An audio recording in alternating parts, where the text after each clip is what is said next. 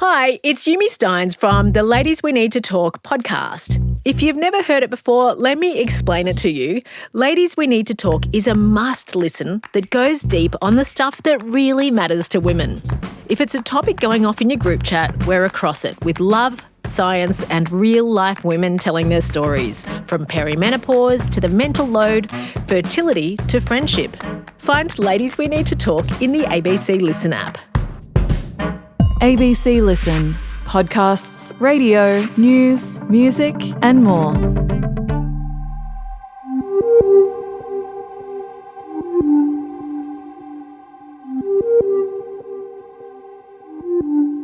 Ominous low clouds sit over the NT Supreme Court today, and now Matt Wright's future lies in the jury's hands. I'm ABC court reporter Olivana Lathouris.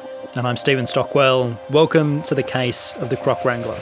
He's one of the territory's biggest stars. Flashing cameras and waiting reporters as Netflix star Matt Wright fronted court. The territory tourism operator is facing 3 counts of attempting to pervert the course of justice. This was a tragic event that took the life of the crocodile egg collector. Mr. Wright strenuously denies any wrongdoing. We have had the closing arguments, we've had the judge's charge, and now the jury has retired to consider its verdict in the trial of Matt Wright, the Croc Wrangler.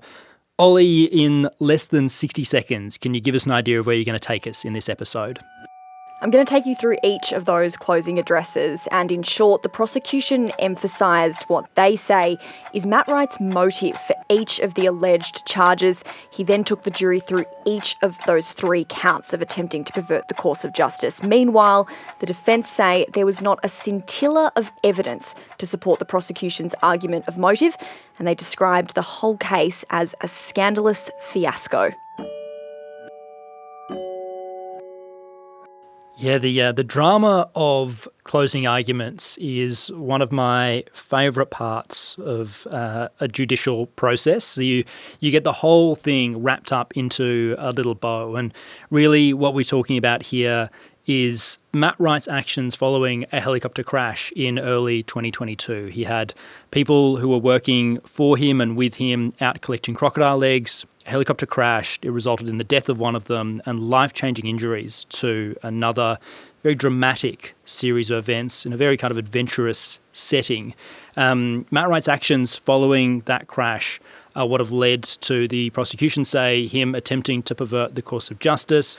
Ollie, something I want to do as we get into this, as we start considering the final arguments in this case, is this attempting to pervert the course of justice charge? This is quite a serious charge. And I was wondering, actually, just so you can give us some context for what we're considering here, what the jury's considering here, I should say, of how serious that charge is.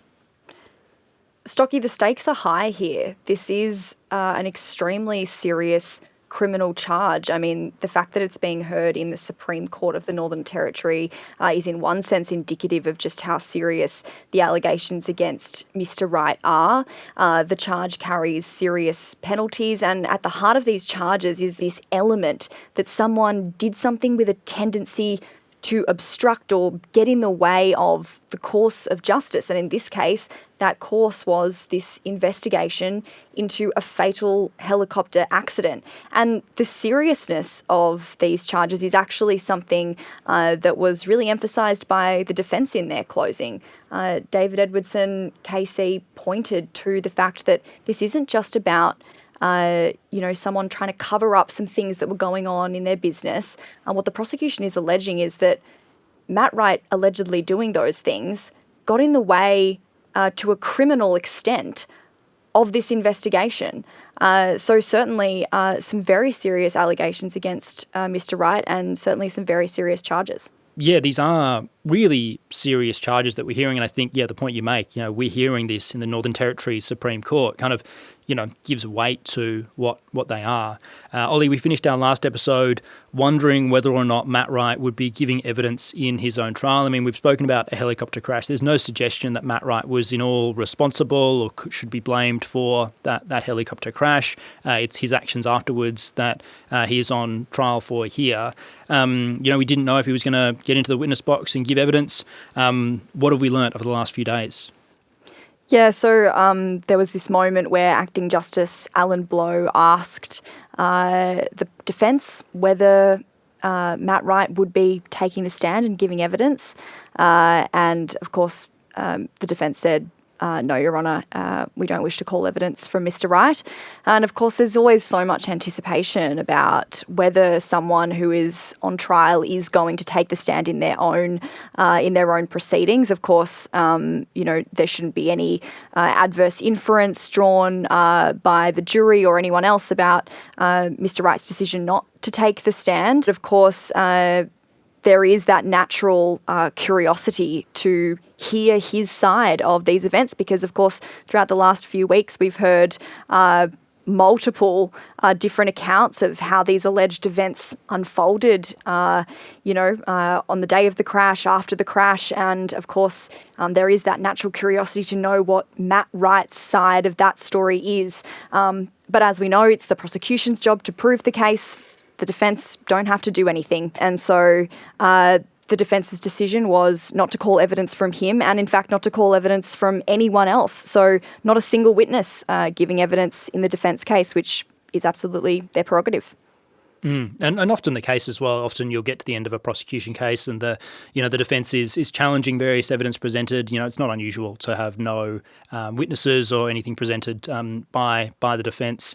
When we got past, whether or not Matt would or wouldn't give evidence, we got into the closings. And Jason Galacci SC, the prosecutor in this case, he started by setting the scene for the helicopter crash, talking about the work that these men were doing, collecting crocodile eggs, hanging underneath helicopters, talking about how dramatic and how adventurous that work seemed, and asking him to put any emotion that they had aside in that situation, to not feel sympathy, to not worry about the people who'd been involved in that. We had Chris Wilson die as a result of that helicopter crash, Sebastian Robinson, who we've heard evidence from, he's in a wheelchair now, and Jason Galacci SC telling the jury to put those things out of their mind, not to think about any emotion they might have around that work.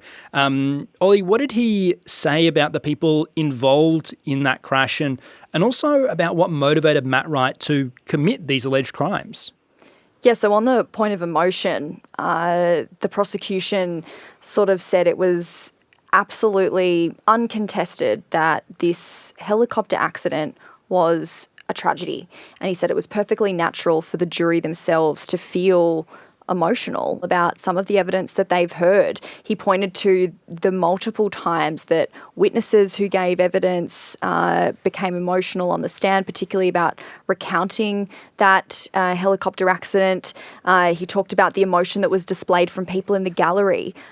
Chris Wilson's wife, Danielle Wilson, has been in the front row of the gallery for most of this trial, and she has certainly, for obvious reasons, become emotional at various points during the proceedings. He also said that Matt Wright himself and Matt Wright's wife, Kaya, have also expressed emotion at various stages of this trial so far. And on that, he said those were not crocodile tears. He said they were genuine emotion. And he also talked about the closeness of everybody involved and the fact that this accident, this incident, which is really at the heart of this case, has totally torn this tight-knit group of people apart. He said that it split this group who were once very, very good friends into camps. And he said there was no secret about that. And certainly we've seen that just play out in the gallery. You've got Matt Wright's family and supporters on one side of the court and Sebastian Robinson's family and, of course, Danielle Wilson on the other side. And so he said there was no mystery about that, but, of course, urged the jury that regardless of how emotional this whole situation is, that they have to just think dispassionately and intellectually about this. They're judges of fact, and so their task is not to base their decisions off emotion, but to base it off the evidence. On motive, this is something that has really been an important part of the prosecution case right from the very get-go, and it's something we've heard a lot of evidence about. And really, at the heart of it, what the prosecution say is Matt Wright knew that there was going to be an investigation into this helicopter accident essentially as soon as it happened, and that at the end of the day, he feared he was going to get blamed for the cause of the crash. And they say that is really the basis or the motive for these 3 counts of attempting to pervert the course of justice. We're joined for this episode again by the ABC's senior reporter in the Northern Territory, Matt Garrick. Matt, what did you take away from the prosecution's framing of motive in the closing? Yes, Stocky, over those 2 days of prosecution closing arguments, what we really heard was what they say was going on in the mind of Matt Wright in the course of those events following this fatal crash. They alleged he wanted to, at almost any cost, prevent investigators finding out about a systemic failure by Matt Wright and his companies to record helicopter flying hours. They say that was essentially the motive for all of these crimes. And over those 2 days, he laid bare exactly what they say they'd found. While we didn't hear evidence from Matt Wright himself, we did hear his voice through that evidence in recordings from his house, from tapped phones, even from a covert recording made in the hospital. So Matt Wright's voice was in that evidence. We certainly did hear that. We didn't hear it from himself on the stand, of course, but what we did have was this picture from the prosecution where they allege since the moment of that crash, since the moment that he went out there to see what was going on himself, that he'd been trying to hide something, that he'd been trying to obstruct this investigation. So that went to the heart of their closing arguments. We heard so much evidence over these weeks, and then certainly in those 2 days of closing from the prosecution. At one point, Jason Galacci actually acknowledged over recording that there was no absolute gotcha moment in the recording. What he's relying on and what we heard over those 2 days was this greater context that the prosecution is alleging that is there. And that is really that there was something to be hidden. There was a reason for Matt Wright to have allegedly engaged in trying to interfere with this investigation. Layers upon layers is how he kept describing it. So interesting. Matt, lovely to have your insight. Always a very welcome voice on the case of. Ollie, I know something you were talking about just before, this idea of the kind of the camps that we have within this trial. On one side, Seb Robinson and his family. He's the chopper pilot, the pilot flying the helicopter the day it crashed. On the other side, Matt Wright and friends, I suppose. Prosecutor Jason Galacci, SC, was talking a lot about how hard the defence went on Seb Robinson throughout this trial, calling him out, looking at times to kind of discredit his character. With that, is Jason Galacci trying to preempt what he thinks was going to come from the defence closing? Stocky, potentially. I mean, there were a few moments during the prosecution's closing where he sort of said, you might hear arguments from the defence that sort of doing that bit of preemptive work. But in terms of Sebastian Robinson in particular, the prosecution really was drawing on the way that David Edwardson had cross-examined the pilot. And he really said that the prosecution had launched this full-out, full-blown credit attack on Sebastian Robinson by sort of dredging up all of those text messages that we heard about, the conversations about drugs, for example. He said that all of that was really just an attempt by the defence to entirely destroy Sebastian Robinson's credibility. And he really urged the jury not to place too much weight on a lot of that evidence. Yeah, and I mean, a lot of that centres around Sebastian Robinson's, I was going to say alleged cocaine use, but it was admitted cocaine use and admitted drug trafficking that we heard during the trial. And also what he remembers about fueling up the helicopter involved in this crash, a helicopter with the name kind of IDW that we heard a lot through the trial. That was sort of where a lot of that was based, right? Absolutely. The prosecutor, Jason Galacci, urged the jury to use their life experience to make a judgment about Sebastian Robinson's drug use and whether or not that was really a reason to set aside his evidence. He said that, yes, people do drugs. It was admitted that Sebastian Robinson occasionally had done cocaine, but that really shouldn't be a reason for the jury to totally scrap every single thing that Sebastian Robinson said during the course of that really lengthy course of evidence that he gave. I mean, he was on the stand for several days giving evidence. And then, of course, in relation to fuel, this is the other sort of big ticket item, was the way that the prosecution described it, fuel and cocaine. And on fuel, we've heard so many little mentions of fuel. Was it green fuel in the chopper? Was it blue fuel in the chopper? Was the chopper refueled? Was it not refueled? Did the chopper go down because it ran out of fuel? Did it not go down because it ran out of fuel? And so there's sort of been these sprinklings of these arguments right through this trial, and it's been a little bit difficult to grapple with because the cause of the accident is not a subject that this trial is trying to deal with. So the prosecutor sort of acknowledged that it's all right if the jury's feeling a little confused about all of that, but he essentially said that these attempts by the defence to suggest that the helicopter ran out of fuel was, again, another way of discrediting Sebastian Robinson's evidence. Sebastian Robinson at one point told the court that he couldn't remember the day of the accident, but then we heard during a police interview that he told them that the chopper definitely didn't run out of fuel. And the defence really sort of nailed that point, saying, well, why is there this discrepancy in your evidence? But instead, the prosecution said during their closing that, in fact, evidence presented during the course of the trial might suggest that fuel exhaustion was not the reason that the helicopter went down, and again tried to urge the jury not to place too much weight on these arguments about fuel when deciding whether to adopt Sebastian Robinson's evidence. Yeah, and I mean, we're talking about the kind of attacks from the defence on someone's character. Again, we talk about these camps. You have Sebastian Robinson and co.'s camp. You have Matt Wright and co.'s camp. And when you're talking about attacks on character and attacks on credibility, you have Jason Galacci SC calling out the defence for doing that in one instance, and then himself going straight to the character of Jai Tomlinson and Tim Johnston, a couple of witnesses who we heard through this trial, and in his closing, basically just accusing them of lying throughout their evidence. What kind of picture did he paint, of the supporters of Matt Wright in his closing?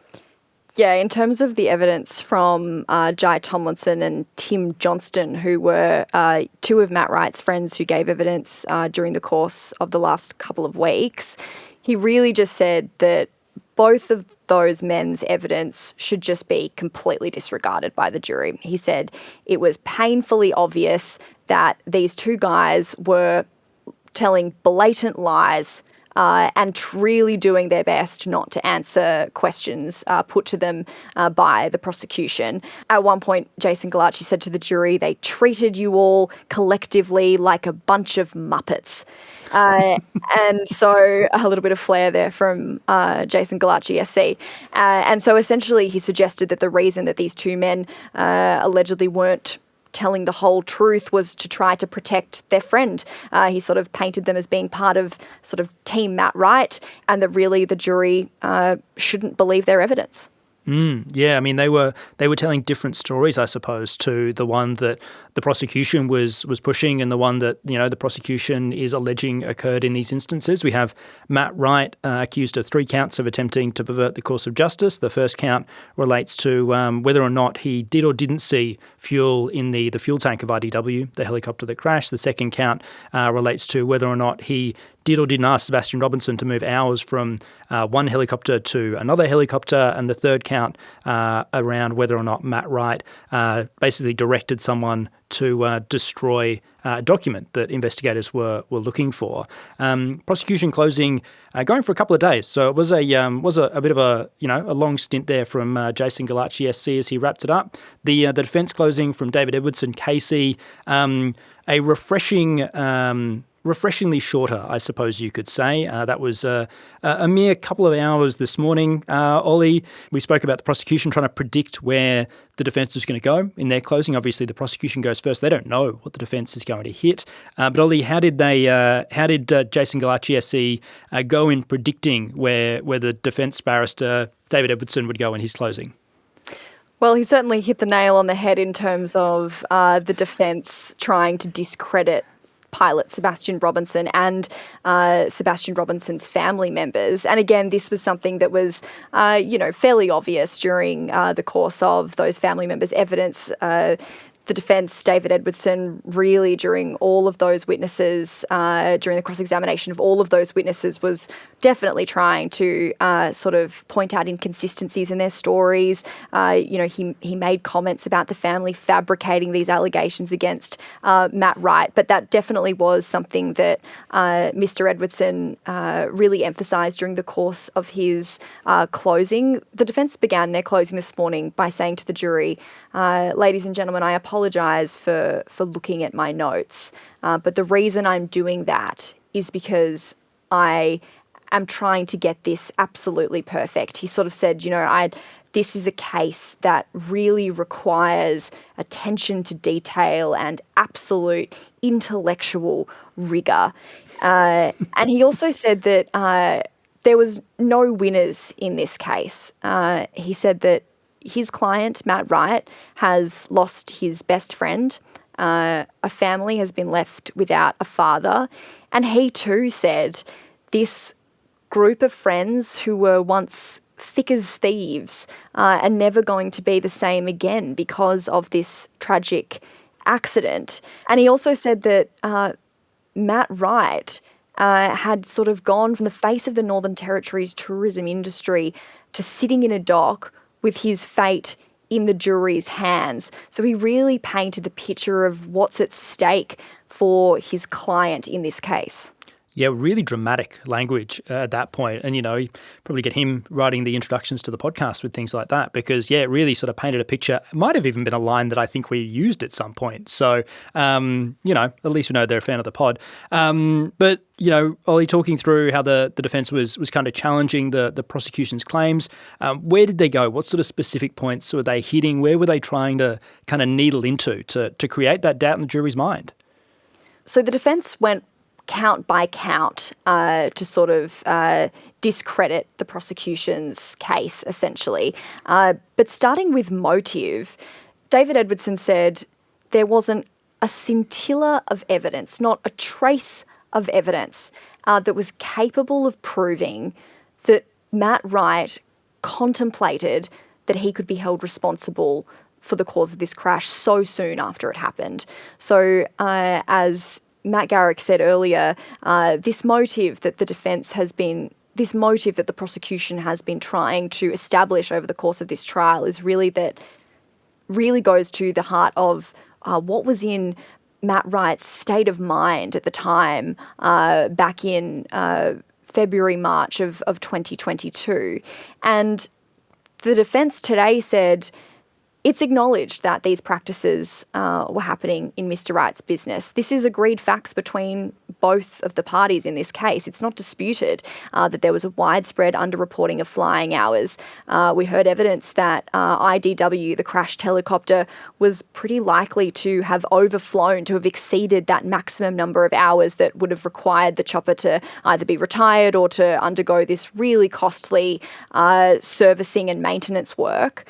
But the defence said that there's a distinction between Matt Wright being concerned that investigators were going to find out about this dodgy paperwork and pulling the pin on Hobbs meters and establishing criminal intent, or that Matt Wright had actually contemplated that he could be charged and held responsible for this crash. And he said there was really no evidence to support that that was his state of mind so soon after the crash. And then we had David Edwardson, Casey, kind of running through each of the charges we mentioned before, the fuel, the hours being moved, the alleged destruction of document. He ran through all of the allegations.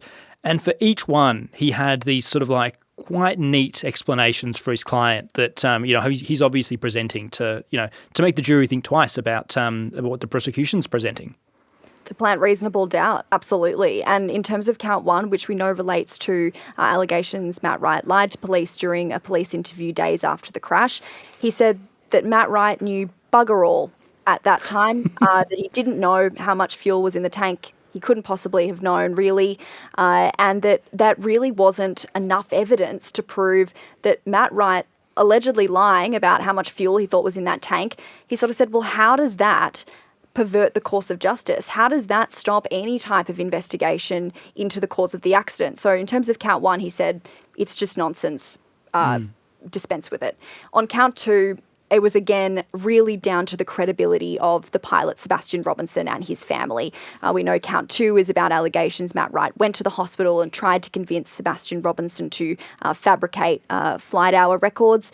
And he said, you can't trust the evidence from Sebastian Robinson. He said that he lied over and over and over again. And as for the family, who he described as Clan, Chellingworth and Robinson, had essentially given evidence that was all too convenient. It was all too neat. It all married up and essentially amounted to fabricated allegations against Mr. Wright to protect Sebastian Robinson.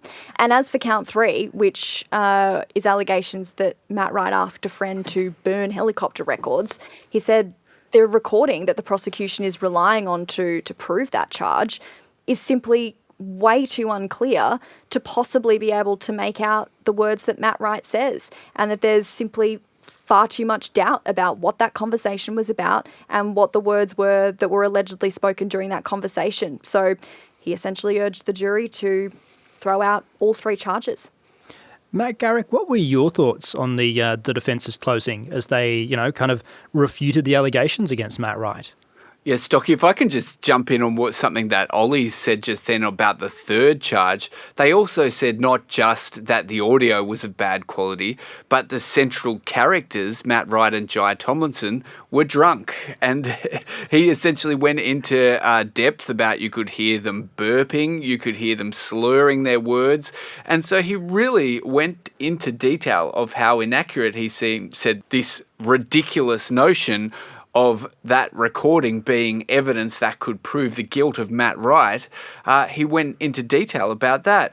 Look, to compare the prosecution and the defence's arguments, we saw the prosecution go over 2 days and really lay out in detail this evidence, whereas defense was about 2 hours, 2.5 hours to get to the heart and basically try and answer everything the prosecution had put out there to the jury in a much quicker time frame. So really, we heard this summed up with David Edwardson saying to the jury, it is your sworn duty to acquit Matt Wright. So, they were vehement in their arguments against the prosecution, and now it's really in the jury's hands. Yeah, we've wrapped the closings at this point. The judge's charge has been given to the jury. That is where basically you have the directions of the law kind of given by Justice Blow, who's presiding over this case. That has been refreshingly short, only a couple of hours for that one. We saw that go over the course of 5 days in the trial of Aaron Patterson. So a relief that we only had a couple of hours to sit through on that. And in that, he is really just reminding the jury on what they've got to decide and what they've got to consider. Things like, putting your emotion out of your mind, just judging it kind of on the facts. So that direction has been given to the jury. Now, though, the jury is out. How long have we got? Well, how long's a piece of string, Stocky? This is the tense part of this whole process where we literally just have to wait. And theoretically, the jury is allowed to take however long they like. There was one moment where Acting Justice Alan Blow sort of said to the jury, he sort of mentioned that he'd like it if this trial could be wrapped up by the end of Friday. But he sort of qualified that by saying, but of course, you shouldn't feel any pressure. You shouldn't be rushed. And David Edwardson, the defence, really emphasised that during his closing as well. He said there's no time frame on justice. And that the jury should absolutely take as long as they need to consider this mountain of evidence that they have to sift through to decide whether or not they think the charges have been proven beyond reasonable doubt. Yeah, it was interesting to hear Justice Blow yesterday, in fact, talking to the jury about, how we'd like them to come to a verdict and promising them hot meals as well, so they can work late into the evening and really, really crack this one out. And then you had the qualification from David Edwardson, KC, as you mentioned, no time frame on justice. So, it was an interesting thing to hear unfolding in the courtroom. Matt, Garrick, what do you think the jury's going to be kind of ruminating over as they sit in this room and kind of think through, their verdicts on these 3 charges? Well, Stocky, from both the prosecution and the defence sides, We've really heard how this was a group that was as thick as thieves. They were going out into the outback and doing extraordinary things that very few other people in Australia do. And what has been essentially laid out to the jury over these weeks is a complete breakdown of that group and of these people's lives, and a real schism of people who used to be so close. Now they have to take the emotion out of that. They have to take the sympathy out of that, and they just have to go to these 3 charges that Matt Wright is alleged to have done, and really try to pick apart if they believe in their hearts that it's true or not. There's 3 charges. Each of them is different to the other. The jury now is going to take the time to try and look into exactly what's going on there. And they can, of course, come back with a guilty version on one and a not guilty on another. There's an endless, well, not an endless, but there is a number of permutations that we could have here. Ollie, you've done the maths, I believe. I have. There's 8 possible outcomes. That excludes a hung jury. So technically it's actually 9. Although I'm really bad at maths, so maybe that's not, don't test me on that. But my calculations say 8 plus hung jury. Eight different variations of how the various guilty, not guilty permutations of each of these charges could roll. So if Ollie's maths are wrong, please email us at thecaseof@abc.net.au and I'll make sure I pass on your feedback directly to Ollie so she can continue some future study. My maths teacher will be straight on that. She'll be like, that Olivana girl, she was never paying attention during math class. Ollie, I know this period, the waiting for a verdict, is one of the most nervous times of a trial. It is not that anyone is worried that the trial will or won't go a certain way. It is more this anxiety of making sure you're there and ready to cover that verdict when it comes, and the anxious sweating has been amplified by a blanket of humidity that has descended on Darwin to really create quite an oppressive atmosphere over these days. I literally think we jinxed ourselves by talking about damn dry season last episode. I shouldn't have said those words. The last 4 days, 3 or 4 days, it's like a flip of a switch, and we've gone from beautiful dry season weather to this sticky, humid conditions. There was this bizarre mist that literally descended over the entire city. You couldn't even see the tops of Parliament, and the Supreme Court was sort of swirling in this grey, misty weather, and it has trapped all of that Darwin heat in, and we are all sweaty messes out the front of court. I don't think any of the lawyers are appreciating it either. It's been, this sort of bizarre weather change that has come with this, really tense time of this trial. Of course, I want to put it on the record that, of course it's a tense time for the media. We're anxiously waiting, want to make sure that we're there when the decision comes. But of course that's, absolutely, nothing in comparison to the immense amount of anxiety that I'm sure everyone involved intimately in this case would be feeling. I can't imagine what waiting for a verdict must be like. Just on Ollie's observations about the weather, they call this time, it's almost the advent of the mango season, and they call it the start of mango madness. And it is something that kind of infects you. You can't really help but get it. And I may have seen a high-level member of someone's legal team swearing at a vending machine in that Supreme Court earlier this week. If that's just a sign of how thick this oppressive air is getting in and out of that courtroom. Yeah, very, very tense times. So I appreciate both of your insights into not just the trial, but the environment around the stress that even, lawyers and barristers can feel at times like this as well. So appreciate that insight. We're going to be here with you when we get a verdict. We'll bring that to you. If we don't have one by Tuesday next week, when we'd normally be doing an episode, we'll be answering some of your questions. So if you would like us to answer any questions, if you've got anything specific about how a jury works, how they're going to be thinking through this stuff, please get in touch, thecaseof@abc.net.au. We do have some questions to run through now as well, Ollie, that have been emailed to thecaseof@abc.net.au. One of my favourite parts of hosting this podcast is be able to read all the wonderful emails we get, thinking through all the different questions and making sure we're talking to the right things. And so I want to start with a question here today from Caitlin. Caitlin writes, hey, Stocky and Ollie, I'm loving the Case Of series. I've been listening religiously from London. I have a question about Sebastian Robinson's cocaine use, and sorry if I've missed something. How is the drug use and possible epilepsy related to the destruction of evidence charges? My understanding was that this trial is not about the cause of the crash at all. So is the defence just trying to discredit him as a witness? Caitlin, great question. And as the prosecution said during their closing, they said that the defence has launched this full frontal credibility attack on Sebastian Robinson. And the prosecution said the defence did that by, going through all of those messages about cocaine use, discussing his attendance at that party 2 days before the accident. And as for, how that relates to the charges, these various accounts of drugs, of the refueling issue, both sides of this case, the prosecution and the defence have used those questions around drugs and around fuel to either bolster or try to discredit certain witnesses' evidence. You could certainly see how central Seb Robinson's past cocaine use was to the entire defence argument in David Edwardson's closing arguments, where he said it gives him no pleasure to make these kind of claims and calls against Seb Robinson, who's been left a paraplegic from this accident, to then go into such detail about this past cocaine use. They've obviously found it of a huge importance to Matt Wright's case.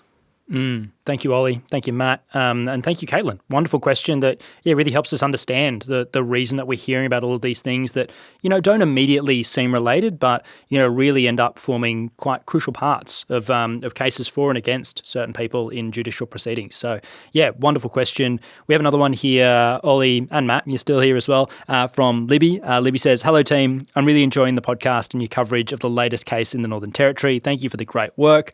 I have a geography-related question. The crash happened in Arnhem Land in the Northern Territory, but you mentioned that Matt Wright lives in Queensland.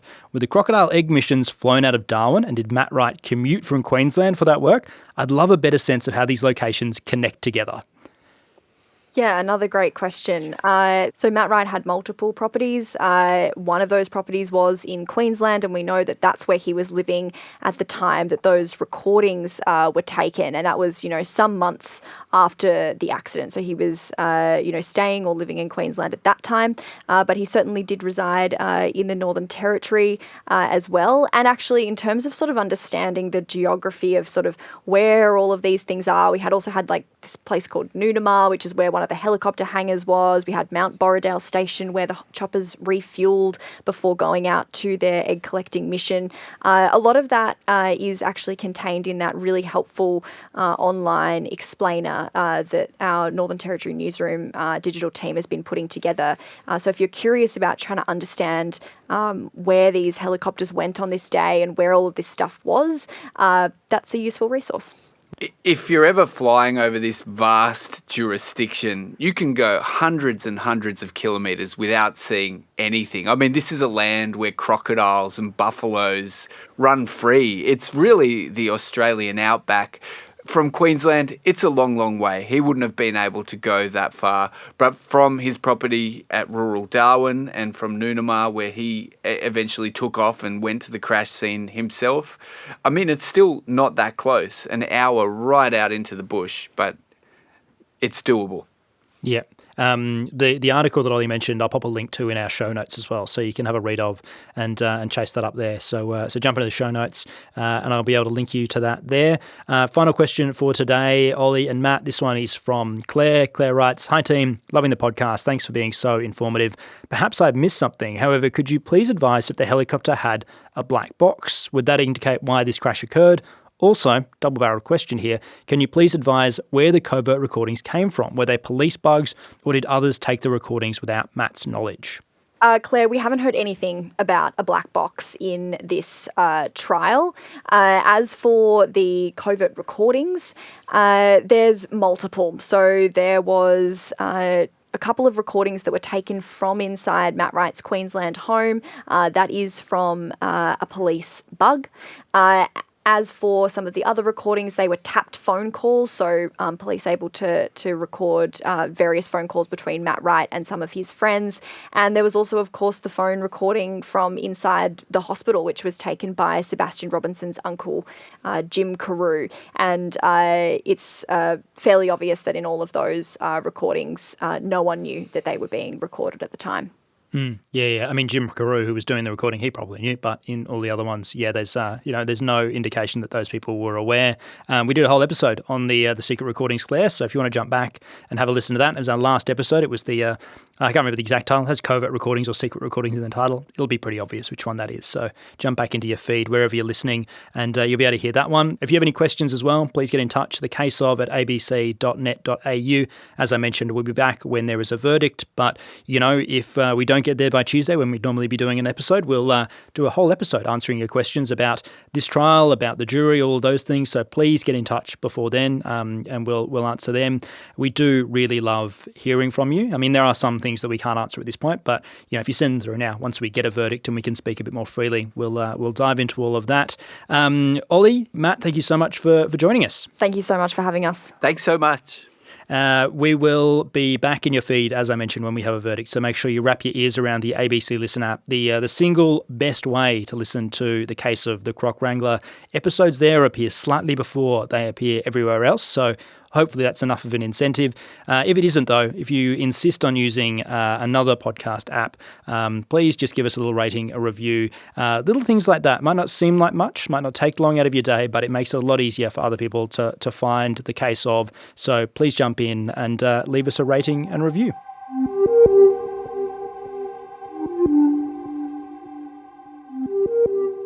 The Case of the Croc Wrangler is produced by ABC Audio Studios and ABC News. It's presented by me, Olivana Lathouris, Matt Garrick and Stephen Stockwell. Our executive producer is Claire Rawlinson, and thank you to senior lawyer Jasmine Sims, our legal queen, for her legal advice, the Northern Territory Newsroom and Audio Studios manager Eric George. This episode was produced on the land of the Larrakia and Wurundjeri people.